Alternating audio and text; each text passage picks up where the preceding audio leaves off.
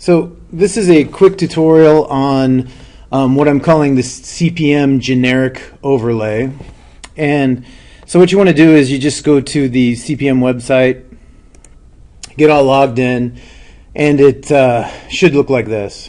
And while you can use this to present lessons to your class, it just has a lot of extra stuff that I think takes away from what you're trying to teach. So basically the thing that's new that I've seen here since about last spring is this hide toolbars button. And so if you hit that, you get a full screen shot of the lesson. If you press Control and scroll with your mouse, you can zoom in and zoom out if you want to. The CPM Generic Overlay then goes over the top. And so now I have the tools that are a part of Activinspire. That's the program that I'm using. And I have the lesson, which is the website, just behind it. The nice thing about this is that any of the links that are in here, these links, are still live. So if I click on that, I get definitions and pictures and all that stuff. And so that's a good thing. For those of you that are new to the flip chart, this one, the other benefit to this is that you just need one flip chart, and essentially you change the objective. I just copy and paste this from the teacher notes and put it up there. So there's my objective. And if you want to have the Common Core objective, you do the same thing. This is all from the teacher notes section of the website, but it's up to you. Basically, I use this for the tools that I've put in, and right now I'm just using the mouse to slide it over, but if you have an interactive board, it works really well when you're up in front of the class, but you can do it from your desk too. That's what I'm doing right now. These tools that you see up here are all what we call drag a copy, and so there's an infinite amount. So whatever you need in these manipulatives, you just can bring down as many as you want to create whatever it is you're trying to create. I use undo a lot to get rid of those things. Some of the cool things, I think, some of the things I use the most is this workspace, and you can resize it just by hitting that right corner. Cool thing about this is that anything that you write on here, if you're having students solve problems or you're solving problems, you need some clean workspace, you can just do it in this workspace. And then it's actually a container, so it will resize whatever your work is. You can tuck it over to the side to pull back later. You know how CPM often asks you to look back at a problem. And so I made this so that it would have that little tab over on the side. You could see it and grab it back when you needed to. If you needed to enlarge it so the kids could see it, you can do that. It's all there for later. If you want to get rid of it, delete. And the writing there, I use this clear annotations, it goes away. But as you can see up here, there's lots of different workspace. Here's a coordinate plane that you may need to use at some time. Again, you can get as many of those down as you need and put into the lesson. This is just a grid paper, and I just chose this one because it matches the students' dry erase boards. You know, obviously it could be used for a lot of different things.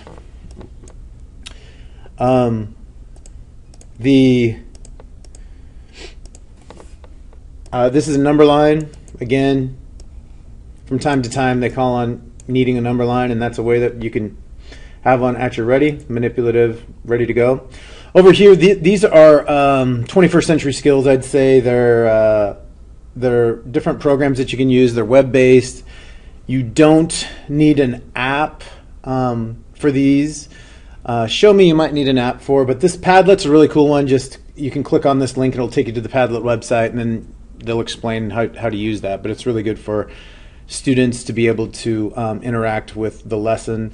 This is also a student response tool.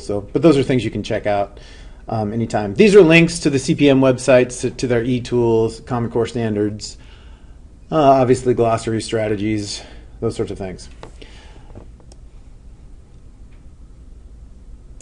If you look down below here, this is a tool that's been really helpful for me when I want to change the groups up. Basically what this is, or my intention of this is that this is 4 kids in a group. These are their desktops.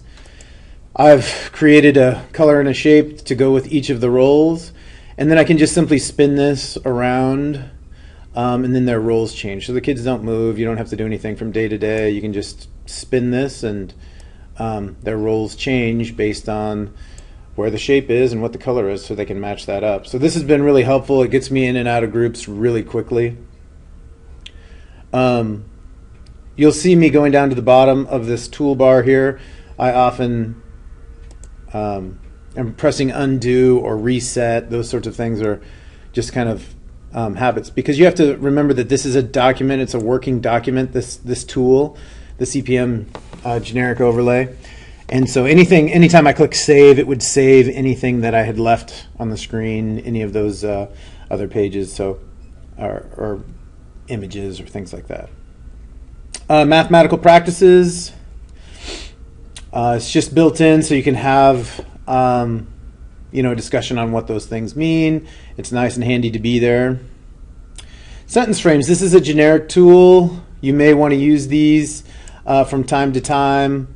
And they're generic, but it is a nice tool to have ready, built into the lesson, and just ready to go. Boosting engagement. Algebra tiles. This comes later in CPM, but basically the idea is that you can use these algebra tiles. If you click them, they become the negative.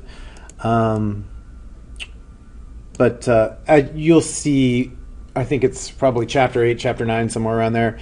They ask you to use algebra tiles, and so we have those ready to go. And then the last thing over here that I use is at the end of the lesson, I just pull this up each day, and I can write up what the problems are that have been assigned for homework.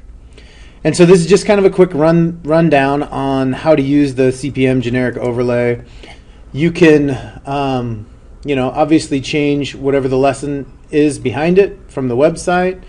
Right now it's difficult to do, but if you click to go to the next page, you can see I use this. I have the students do a math journal, and this is one of the pages in the math journal. It looks like this, which I'm willing to share too if people are interested.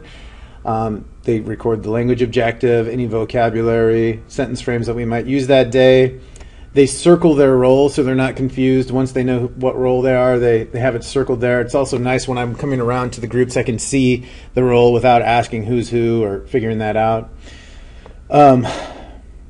The intention of this is that they'll write their whatever problem they're on, 2-1, A as a group, and then they can do their work and solve it on this page.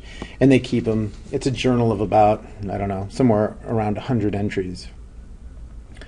As you go on in this flip chart, I've just made these things as the lessons called for them. This was the maybe birthdays or something like that. I don't remember. But anyways, there's lots that you can do in here.